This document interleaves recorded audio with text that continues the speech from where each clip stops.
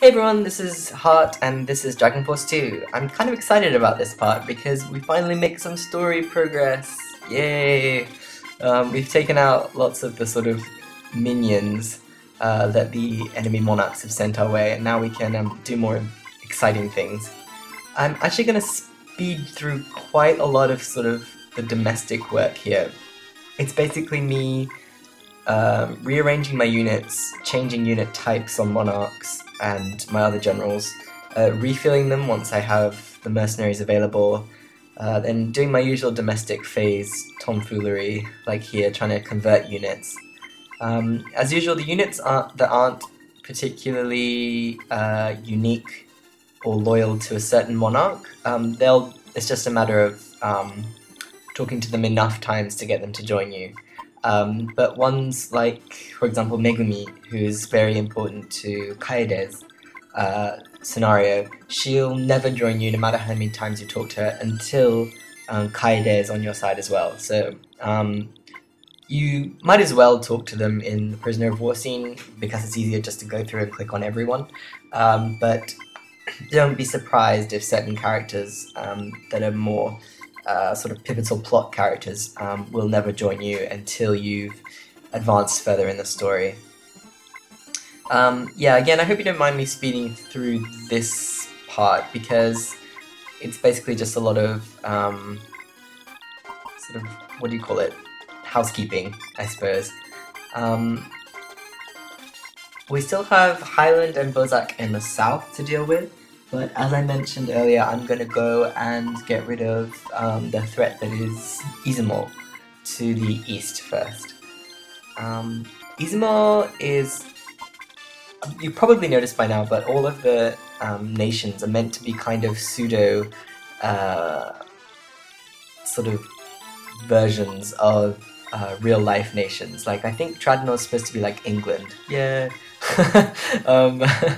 And Izumo is obviously supposed to be Japan, and then I think Tristan is a bit like Germany, and Vandaria is a bit like Italy.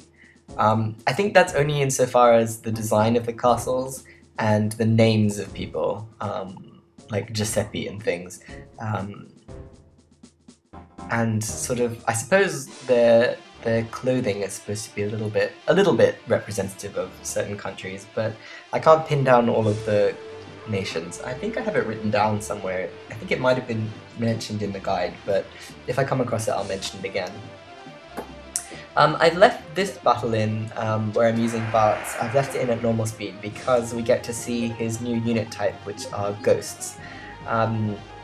Bart's starts with soldiers, which are not really that useful, so I like to try to change him up as quickly as possible.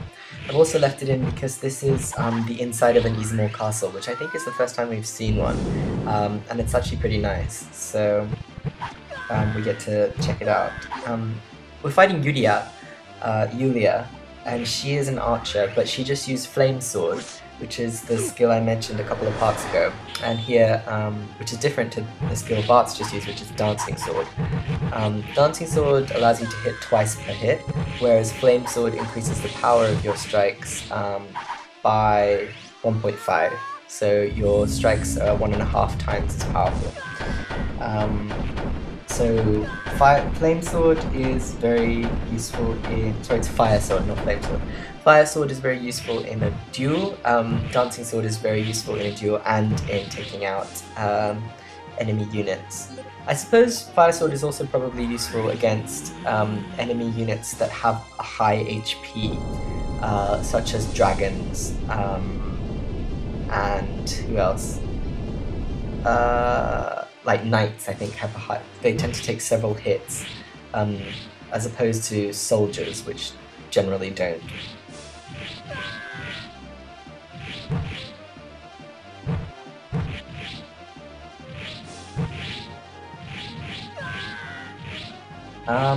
Oh, Yudia's biography is quite interesting. She says that by proving herself as a warrior, she hopes to overcome the complex she has about being mixed race. She's starts at level 16, her element is fire. She's a 20-year-old female half-dogo. and she's from Pandaria, as most of the half-doubles are. So she's a fairly interesting character.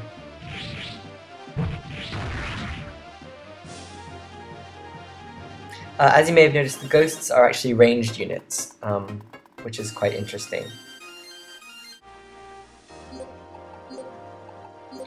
Now that we've taken out Yuria, if you recall in a previous part I gave you a little preview of Kaede's main castle. She had herself and 2 other generals there, and if I'm not mistaken she's moved 1 away from there, or she will do.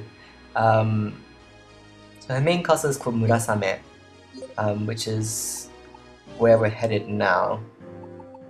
In the meantime, I'll try to position a few of my other units along the way. The reason for that is you want to keep as many castles as you can occupied, especially with units that have high intelligence or high build.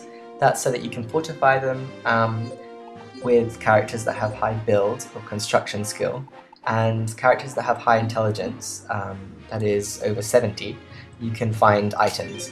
And it always helps to have high intelligence characters spread out in lots of different castles, because you find all different kinds of items.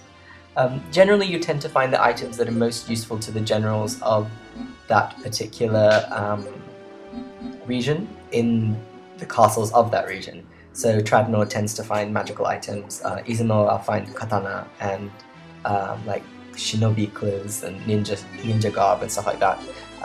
So as a general rule, that's a good way of finding items.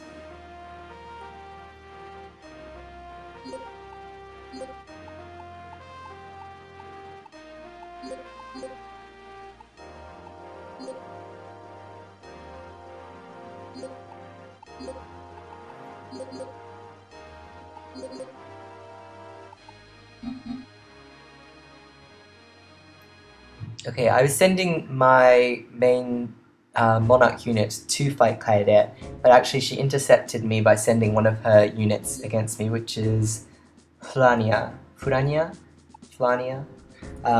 level 17, which is actually fairly high.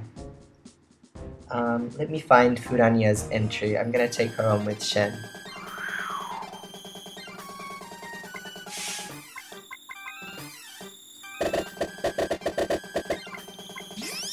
Furania. It's probably Frania maybe. She's a mage, her element is water. She starts at level 17, which is very high. She's a 33-year-old female human, and she's actually from Tradnor. So she's actually from our kingdom. And she's a close friend of Gangus. And she's the leader of the wandering magician troupe, or magician school, the Cat's Crucifix. Which would explain why she has a cruciform on her forehead. Okay, but now that we've taken her out of the way, we can head on to Kaede's main castle.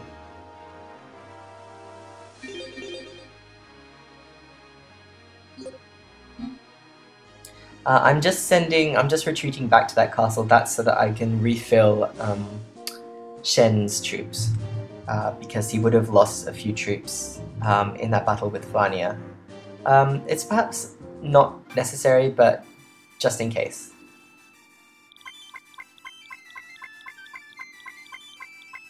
So Norto joined us there, and so did Lucrus. Norto was that mechanical soldier, and Lucrus was the collector. He's actually a fairly decent unit, and I know that in some of my previous playthroughs I've used him and been careful to ply him with medals. But apart from a few units, most of the generals in this game are actually very well balanced.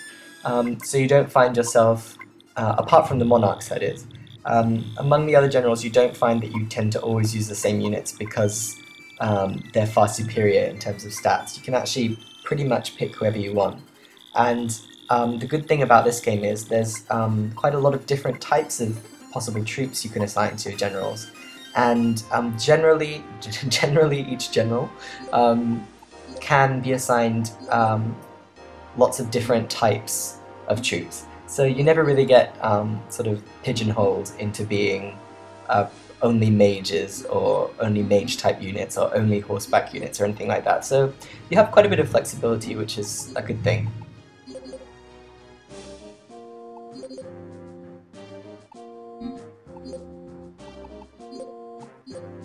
Okay, a little bit more housekeeping. I'm pretty sure I mentioned this already, but if you have prisoners of war that were captured in a certain battle that had your generals participating in a battle, the generals that participated in that battle will hold those prisoners of war attached to them. You can view those prisoners of war in your castle. But if you do choose to move generals from one castle to another, it'll always ask you if you want to. If you're leaving anyone in the castle, you can leave the prisoners of war there, or you can have them accompany the generals that you send out. If you do move everyone out of a castle and you leave it unoccupied, the game will automatically make you take all the prisoners of war. There are also certain prisoners of war that will always accompany your monarch. Generally, these tend to be other monarchs when you capture them. The game will automatically have them accompany your main monarch wherever they go. So here we're coming to fight Kaede in Murasame.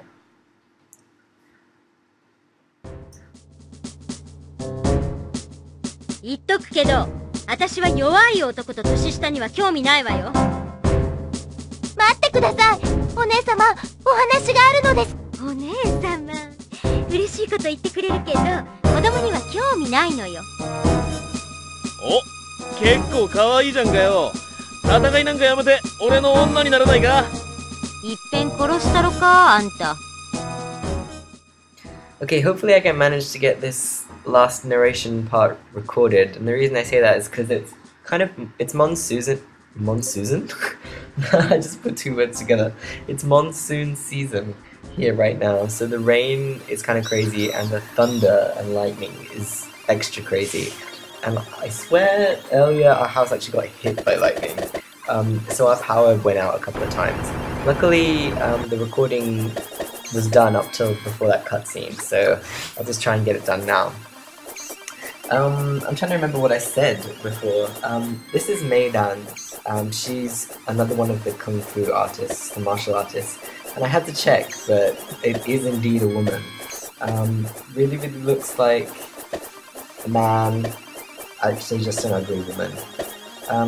I think it holds true that all of the martial arts, all of the sort of kung fu generals are all female, I think, and I'm pretty sure they're all from Topaz as well.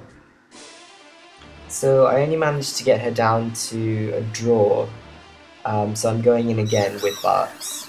I should be able to finish her off.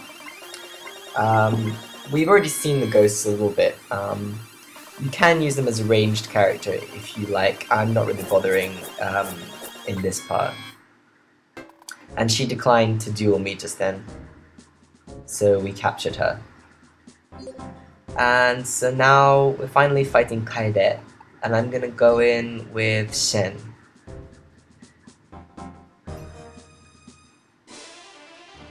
So Kaede uses archers and ashigaru.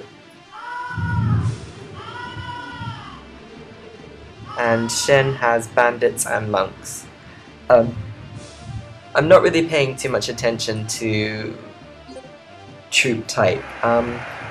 It does make a difference with certain troops. Certain troops are ridiculously effective or ridiculously ineffective against certain other troops.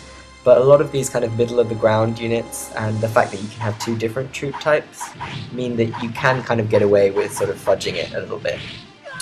As you also might notice, I've boosted Shen's MP by quite a lot. He now has 13, so that means I can use triple dagger, dagger throw, and he has actually learned salamander as well, but I don't find salamander to be the most efficient use of MP.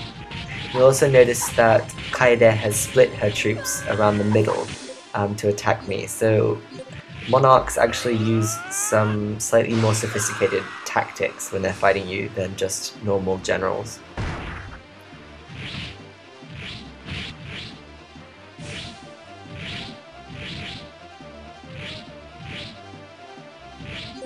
I should still be able to take her out pretty easily though.